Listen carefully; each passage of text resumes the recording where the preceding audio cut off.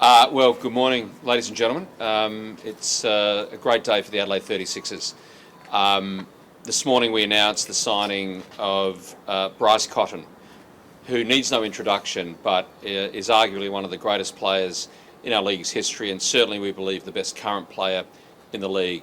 An 8-time points scoring leader, a 5-time MVP, including last year, and a triple championship winner with the Perth Wildcats. On behalf of the club, I would like to thank Bryce actually for his vote of confidence in what we're building here in Adelaide. But I'd also like to thank my team. It's been a hectic 72 hours for head coach Mike Wells, who'll speak shortly, for Matt Weston, our general manager of basketball, and of course for our superb CEO Nick Barbato, who brought the whole thing together. So with that, I'll ask Mike to say a few words, and then we'll be open to Q&A. So Mike, over to you. Well, yeah, obviously an exciting day. I'm going to start by thanking Grant and his family for his unwavering support to try to help us build a championship team. And that goes with Nick Barbato and Matt Weston. We started out probably this off-season, Matt and I locked arm in arm with a clear vision of how we wanted to try to change our culture and change the team. I think, we went through a learning process last year, kind of being dropped into it. Learning the league, learning our players, and I think that we've come out of this on the other side with where we want to take this organization and how we want to do it. That started in early in the off season with the guys that we've signed. We're extremely excited about each and every one of those guys. Starting with guys that we brought home like Michael Harris and Isaac White, and then continuing with Flynn Cameron and Matt Kenyon. And now Bryce, to shape where we want to go as a team, as an organization, and building a culture. And for us to be able to add Bryce and everything that he brings, and in his prime, obviously changes our culture the moment that he puts on a 36er uniform. So it's just another step in what we're trying to do and where we're trying to go as an organization. Mike, how did this coup come about? Matt Weston. I think as we sit down through the summer, and you're talking about different levels of free agent, and Australian free agents, import free agents, and Bryce is probably over here in this box somewhere, in a different tier, and you kind of like, man, I don't know if where that would fit in, what he's thinking, what he's doing. And, it's Matt's due diligence to keep checking with the phones and keep checking with him to the point to say, hey, man, are you interested? Because I think we have the right situation and we have the right roster and everything that could, help you the next step of your career and help us change the 36ers, because the ultimate goal here is to win a championship, and we haven't done that in a long time around here, and that's going to be goal number one. At what point did you know Bryce was gettable and then the signing came? Well, for me, it's when Matt walked over to me. I don't know, it's been a little while ago, but, you start thinking about the possibility of it. You talk to his agents, and, you go down the road both ways of starting to discuss things and just see where he's at. He's playing currently in Puerto Rico, and he's doing the things that Bryce Cotton does, right? And, where his group is and where he's at as a player, and then where his family's at, and where he sees his career going. And, the ball starts rolling a little bit. Conversation goes back and forth. To me, it gets more serious when I get on the phone, right? I've got to go and recruit him and kind of paint the picture of how I see this team and this group of guys together and how they function. And then, Matt comes in and tries to close the deal for us. So how long has it been in the works? Go ahead. So how long has it been in the works? Has it been a process over a couple of years, or has it sort of come along more recently? Yeah, just more recently, because you're going to give him his time to get his separation from the season as long as us, and we've been working on other pieces of the roster along with the idea that we know that we need a major import to add to our group. And then, you start going down through different lists, and it's like, well, like I said, Bryce kind of sits off to the side because of everything that he's achieved in this league, and then you just start to make the phone calls. Do you think Bryce is like a catalyst for big things next year for the Sixers? Well, I mean, I think this is why you would sign him, right? What he's accomplished in a Perth uniform is really a remarkable thing, and yet he's 32, he's in his prime. There's been no decline in what he's been able to do as a player. I mean, right now in Puerto Rico, he's shooting 50% from 2 and 40 from 3 basically, and 90 from the free throw line. You know, that's what he does. There's a standard of excellence. You know, I don't know what else to say there. You know, I've had a relationship with him for a long time. He was a Utah Jazz. He was with us on a couple of 10 days or a 10-day back in 2014 in year one with Quinn Snyder and the Jazz. So I had a chance to get to know him then. It was fun to kind of reconnect. It's been fun to talk to him on the phone and really kind of, you know, get this thing going to where it is today.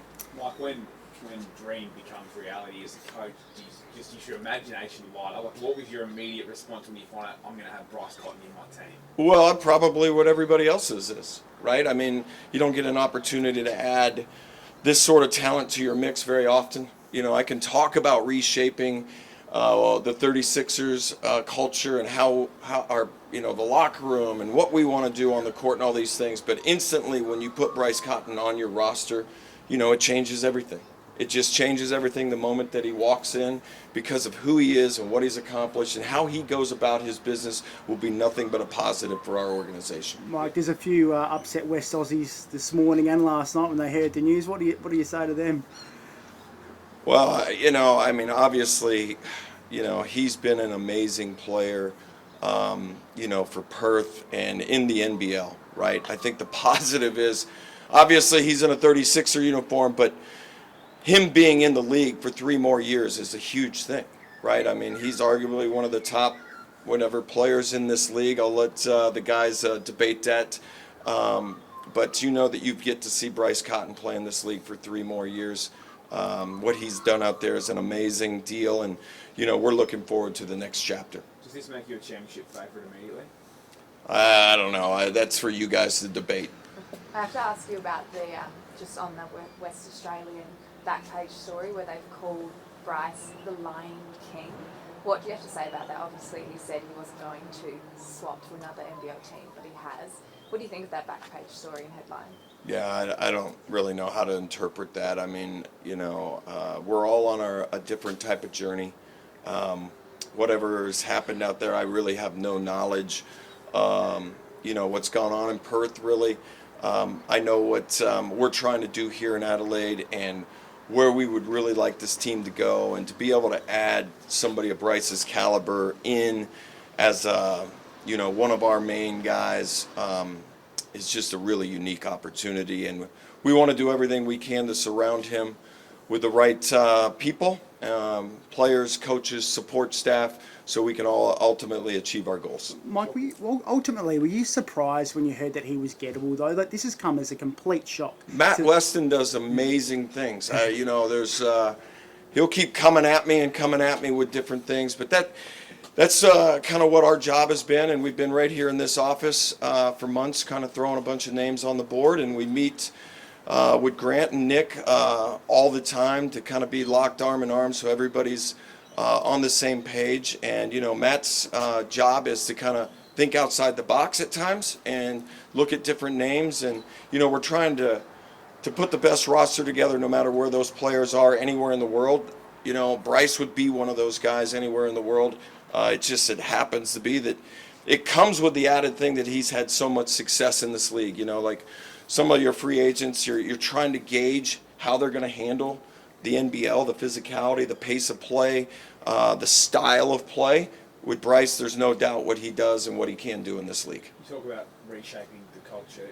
You lose someone of Kendrick's talent, but also the brashness, and we know there was a lot of scuttlebutt around things last season, and then you bring in a guy like this. How much, you talked about the culture, but how much does it immediately make your job easier and possibly remove some of those issues? Maybe. You know what I mean? Maybe. You know, like I said, we've systematically went about trying to recruit guys that we wanted to have on this roster and that wanted to be here. Like I started as the head coach, 10 days into the season last year. I had to get to know the roster. I had to get to know the league. I had to get to know my assistant coaches. Like everything was on fast forward for me. And then, you go through the positives and the negatives and you learn. It's my 30th year in professional basketball, but my first year in the NBL and my first year as a head coach. So, sitting with Grant and Nick and Matt and people that have a ton of NBL experience, as we went through the year of pluses and minuses, and then being able to just sit there and take it all in and, recalibrate, where we were and where we finished. And, we do make the finals. We ultimately wanted more. How can we readjust this thing and go forward with a group of people that, ultimately will help us get to a championship level, because that's why we're playing. And, at the end of the day, being able to add Bryce is the icing on the cake right there, and then we'll continue to keep shaping our roster. Did you have a culture problem last season? Well, according to all the experts, but I think anybody that, I would say this, as a head coach learning it, it's my job to shoulder responsibility, and ultimately when we don't reach our goals, then that falls on my shoulders. Grant, is there any chance we can ask you a couple of questions? Yeah, sure. Grant, how did this all come about, and what was your thoughts when you realised that this was a possibility? Well, as Coach just described, it was in the works probably for some time, with conversations with Matt and Mike and Bryce, and then of course with Nick and Bryce's agent. I really got involved early part of this week, to be honest. So in fact, I was on my way into a lunch with a couple of sponsors. At my age, that's my role in the club, is to take sponsors out mainly. No, I'm just joking. But no, we actually, I got the phone call from Matt Weston and Rundle Moore. It was one of those moments that you'll never forget where you were, and it was about 12 on Tuesday, and I was running into this lunch at about 12:30. But anyway, my reaction was, for the poor people standing around me, it was just such unbridled joy and excitement. It genuinely is a game changer. Every now and then you get a generational player in sports, and we were talking about it yesterday. If you look at the NFL, it's probably Tom Brady, Gretzky in hockey, and of course Michael Jordan in basketball. If you look at the NBL in the last 10 years, Bryce Cotton is the player. Maybe there's one or two others, but he is the player who can consistently exert his influence on a team sport. So if you think about how extraordinary that is, to be one guy out of five, but to have that capability of actually influencing an outcome to the degree to which he's done, I think is just fantastic. And so for us, it was just an incredible 72 hours. We mobilised the entire organisation to get this done. I guess the big question is, what are you giving up to get him in? Look, in the NBL, we've historically been in the top three spenders in the league. So I don't think our fans should assume we're going to give up anything. Our intention is to put a team together which, under Mike's leadership, can challenge for the title. And I would say that over the next several weeks we may have a couple more announcements that'll, I think, be exciting for our fans. We're certainly in no rush. We need to fill out the positions methodically. Obviously, we've got 2 more slots to fill now on the roster. But from the perspective of our fans, I just want to reassure them we're giving up nothing, in fact, to do this. In fact, we're gaining, I think, from my perspective, arguably the greatest player in the league's history. But it doesn't mean we'll compromise on the rest of the list to do that. How many more memberships are you going to need to sell to pay for it? And are you going to need a new stadium for all the fans you're going to get as a result of this? Well, I do love our Premier. I think he's an extraordinary leader and a great person. But if I could just say to Mally, if you are watching, Peter, please do note that we'll be selling out for sure all games this year. We've actually sold out 21 games in a row. So from our perspective, it is a very exciting prospect. But what we actually do with the memberships is we cap them at 7,000 because we want to keep about 3,000 tickets available for the general public. It's our way of actually growing the sport in the state, and those are often the more affordable tickets. So it also enables families to come and experience the 36ers on game day, which of course builds for the long term. Would this be the biggest deal, do you think, in the league's history in a financial sense? I couldn't comment on that. Certainly from our perspective, I think it's the most important signing that this club's done for many years. Is it the biggest deal the club's done? I'm sorry? Biggest deal the club's done? It'd be up there. We're not. I understand you can't go deep. Yeah, we're not going to disclose numbers respectfully, but what I would say is, there is a market for talent. We've always shown that we're prepared to spend to get that talent. While the results haven't always been there, it hasn't been because of a lack of capability on the playing side.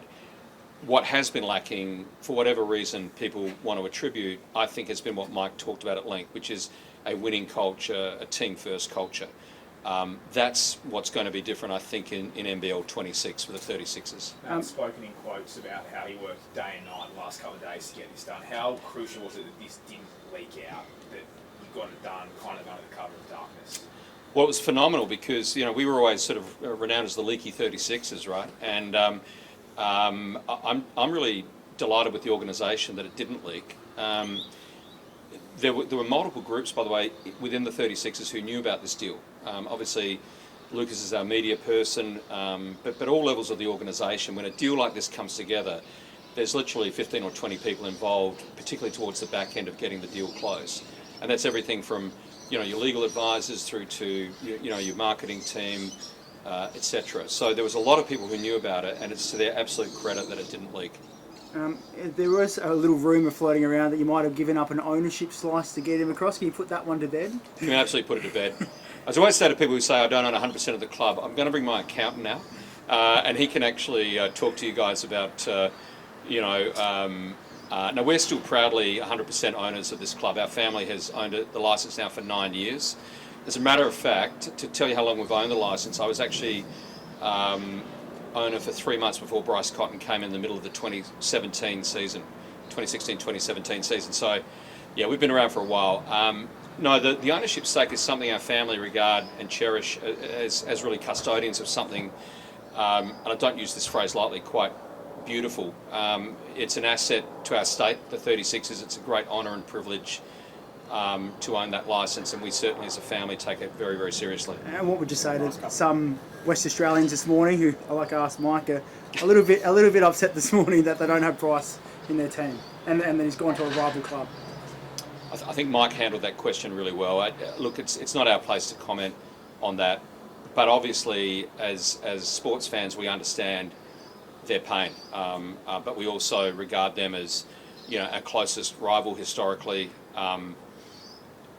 But of course, from a human level, you do understand that people who've seen Bryce play, that they'll have some sense of loss. But that's about 5% of my emotional content right now. 95% is just sheer delight that Bryce is joining the 36ers, and frankly, again to reiterate, I want to thank him because he is a guy that could have gone anywhere. I think it's an enormous vote of confidence in the 36ers that he's chosen to come to Adelaide. And so we're just delighted to be welcoming him and his family across to the city of Churches. Surely you feel it's going to add some spice to the rivalry, though. Like just give it, say the biggest rivalry now goes to another level. Yeah, it's all absolutely. I mean, it's always an exciting rivalry, but rivalries exist. We've got a fairly decent rivalry with the Sydney Kings as well over the years. Obviously with Melbourne United as well being historically a team that we love to play against. But of course it will add I suppose for that very first game a bit of excitement, and we'll certainly be fronting up hoping to win that game and all the other games we play over the course of the year.